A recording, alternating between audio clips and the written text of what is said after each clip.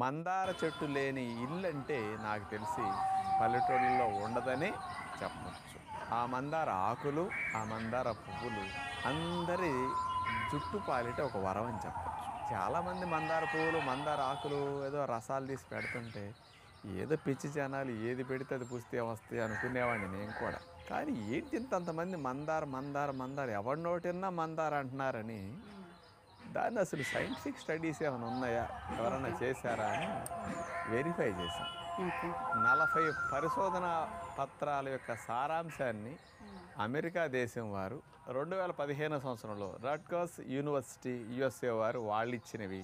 ఇంకొక స్పెషల్ది తెల్ల చుట్టూ రాకుండా నలుపుగా ఎక్కువ రోజులు ఉండేటట్టు మందారాకులు చేస్తున్నాయని central leather research institute Chennai వారు 2003 సంవత్సరంలో పరిశోధన చేసి మందారాకుల మీద స్పెషల్గా ఇవ్వటం జరిగింది. ఓకే.